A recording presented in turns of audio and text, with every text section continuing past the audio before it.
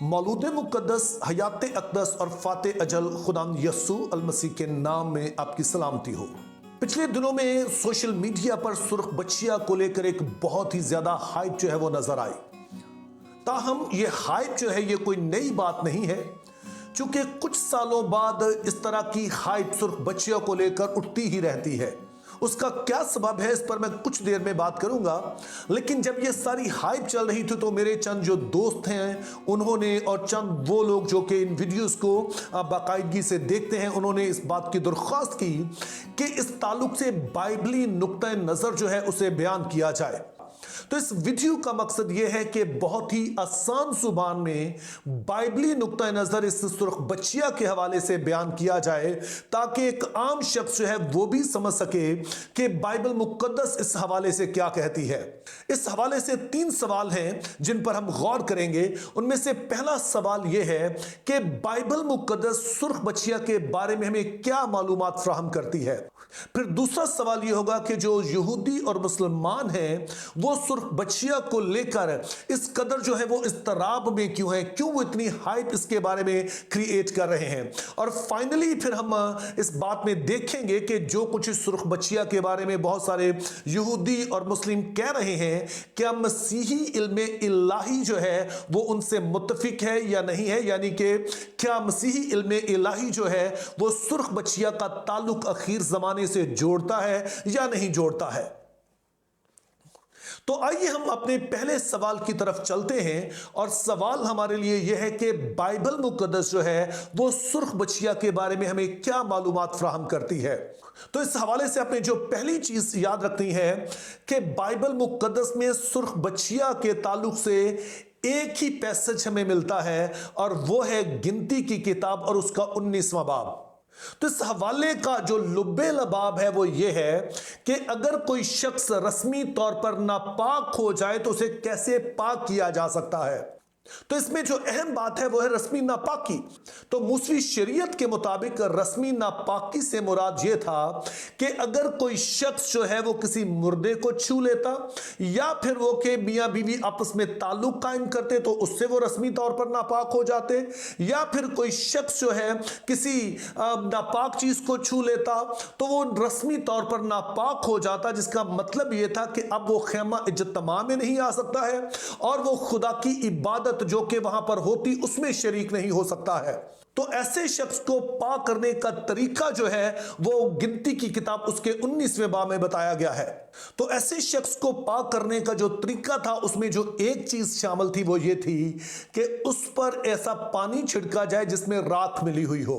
लेकिन ये राख जो थी वो एक खास किस्म की बच्चिया से ली जाती थी, जिसकी तफसीलात हमें बताई गई हैं। उसमें पहली चीज ये थी कि जो बच्चिया लेनी है वो सुर्ख रंग की होनी चाहिए, जो कि पूरी की पूरी जो है वो सुर्ख रंग की हो, और उसमें किसी भी और तरह का जो है वो कोई दाग धब्बा जो है वो ना हो। फिर दूसरी बात यह थी कि उसमें किसी तरह का कोई ऐब ना हो, यानी कि मिसाल के तौर पर वो बीमार ना हो, वो लूली लंगड़ी ना हो, उसकी आंख खराब ना हो, या किसी भी तरह का जिस्मानी ऐब जो है वो ना पाया जाए। फिर तीसरी शर्त यह थी कि वो यंग हो, और ना सिर्फ यंग हो बल्कि ऐसा जिसे हल वगैरह में जोता ना गया हो, जिस पर कभी कोई बोझ लादा ना गया हो। और आइडिया यह है कि ये बच्चिया जो ली जाए, जो जवान बच्चिया ली जाए, ये आम इस्तेमाल के लिए ना हो, बल्कि इसका जो पहला इस्तेमाल हो वो इसी काम के लिए हो कि इससे वो पाक करने वाली राख जो है वो हासिल की जा सके।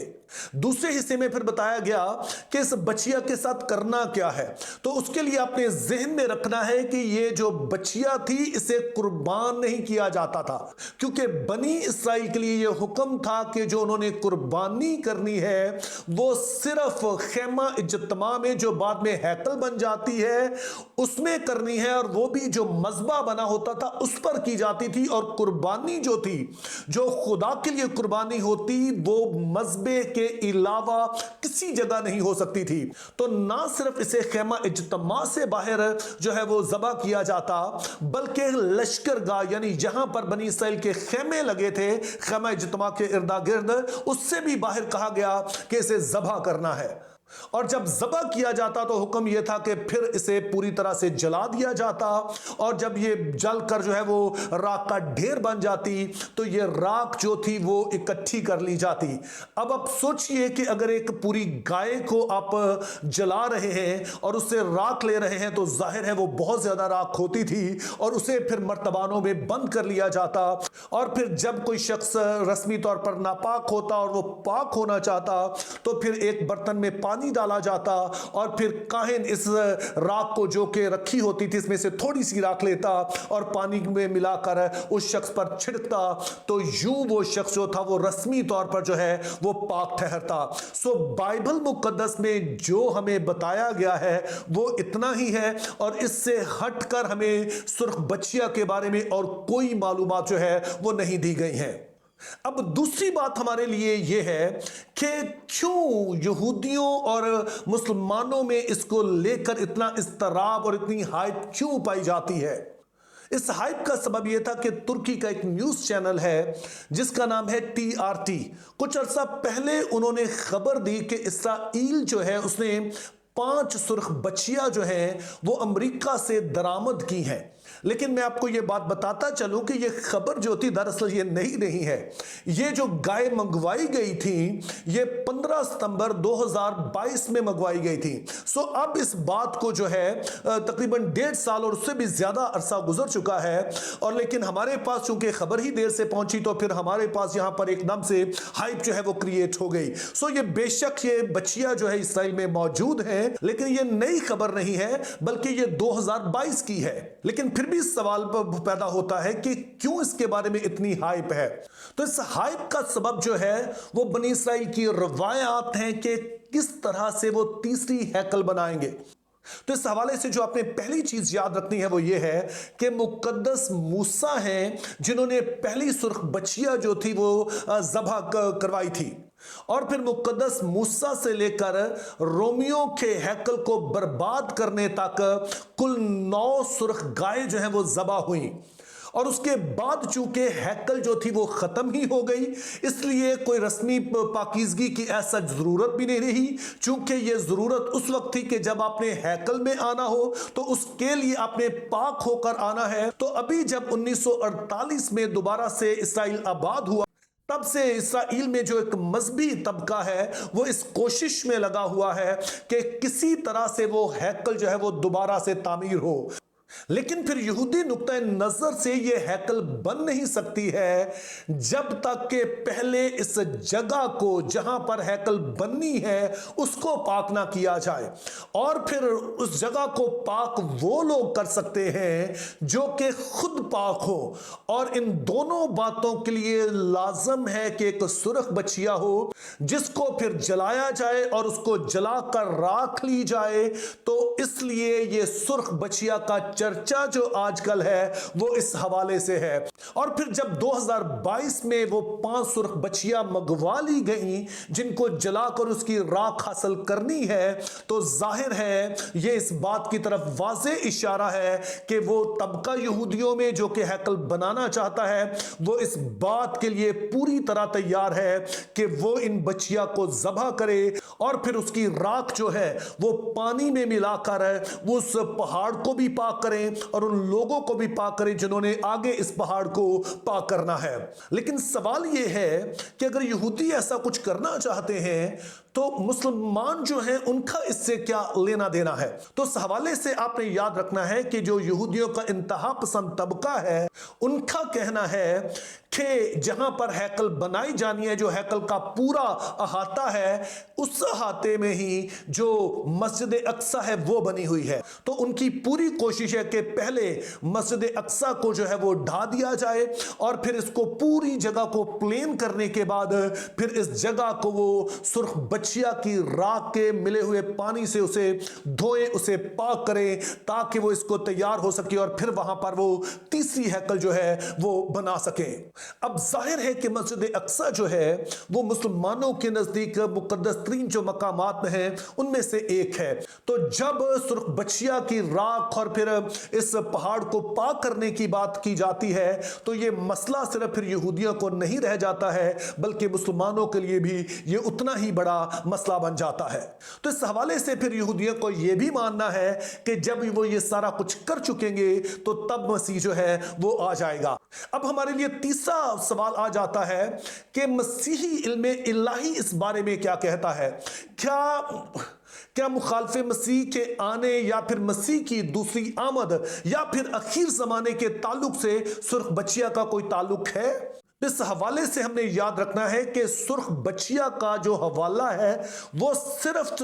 गिनती की किताब में पाया जाता है और मसीही इल्मुल आखिरत जो है उसका इससे कुछ लेना देना नहीं है, वहां पर इसका कोई जिक्र नहीं किया गया है। इस हवाले से जो दूसरी बात है कि बाज मसीहों को हम देखते हैं कि वो हैकल को लेकर बहुत एक्साइटेड होते हैं, लेकिन आपने याद रखना है कि यीशु मसीह अपने आप को हैकल कहते हैं। जब आप यूहन्ना की इंजील उसका दूसरा बाब पढ़ते हैं तो वहां पर यीशु मसीह अपने बारे में कहते हैं कि अगर तुम इस हैकल को ढा दो, यानी कि मेरे बदन को ढा दो, तुम इसे तीसरे दिन फिर से खड़ा कर दूंगा। और फिर इसी बात को लेकर यूहन्ना का चौथा बाब जहां पर सामरी औरत पूछती है कि इबादत कहां पर होनी चाहिए, यरूशलेम वाली हैकल में होनी चाहिए या फिर जो सामरियों की जो हैकल उन्होंने कोई गर्जीम पर बनाई थी वहां पर होनी चाहिए, तो यीशु मसीह ने कहा कि अब हैकल का काम जो है ये खत्म हो चुका है। अब जो खुदा के लिए काबिल कबूल प्रस्तीश है उसका ताल्लुक किसी जगह से नहीं है बल्कि दिल की हालत से है। और चूंकि रूह कुद्स का नज़ूल होगा और जिस किसी को भी खुदा का रूह बदलेगा वही हकीकी प्रस्तीश करेगा और वो जहां कहीं भी करे वो काबिल कबूल होगी। फिर तीसरी बात जो मसीही इल्मे इलाही बताता है वो ये है कि यहूदी बेशक पाक होंगे, लेकिन वो सुर्ख बच्चिया की राख से पाक नहीं होंगे बल्कि वो उसी के खून से पाक होंगे जिसको उन्होंने छेदा था। जब यीशु मसीह आएंगे तो वो सुर्ख बच्चिया की वजह से नहीं आएंगे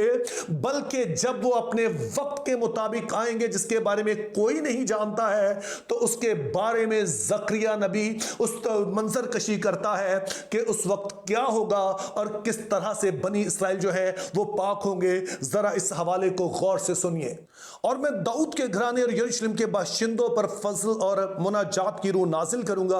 और वो उस पर जिसको उन्होंने छेदा है नजर करेंगे और उसके लिए मातम करेंगे जैसा कोई अपने इकलौते के लिए करता है, और उसके लिए तरह कलाम होंगे जैसे कोई अपने पहलौठे के लिए होता है। और फिर 13वें बाब की पहली आयत, उस रोज गुनाह और नापाकी धोने को दाऊद के घराने और यरूशलेम के बाशिंदों के लिए एक सोता फूट निकलेगा। सो मेरे अजीजों, ये हवाला हमें चंद बड़ी दिलचस्प बातें बताता है। पहले नंबर पर यह बताता है कि बनी इस्राइल नजात पाएगा, उनके लिए उम्मीद खत्म नहीं हुई है, लेकिन उनकी उम्मीद सुर्ख बच्चियां नहीं है बल्कि वो सोता है जो कि दाऊद के घराने यानी यीशु मसीह में से होकर निकला है, और वही जिसको उन्होंने खुद छेदा था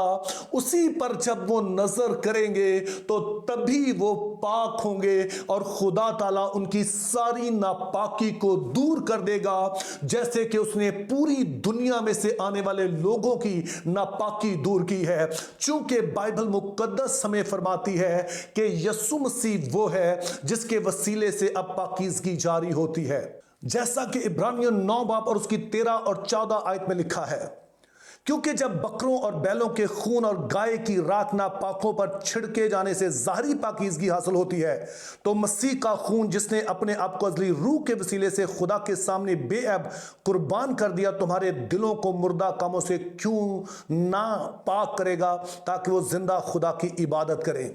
तो मेरे अजीज़ों, पाकीज़गी सुर्ख बच्चिया की राख नहीं बल्कि यीशु मसीह का लहू अता करता है जो कि एक ही बार कुर्बान हो गया, और यहूदी हो या कोई गैर यहूदी हो सबके लिए उसने उम्मीद दी है। सो इस तरह से मेरे अजीजों, यीशु मसीह के आने के बाद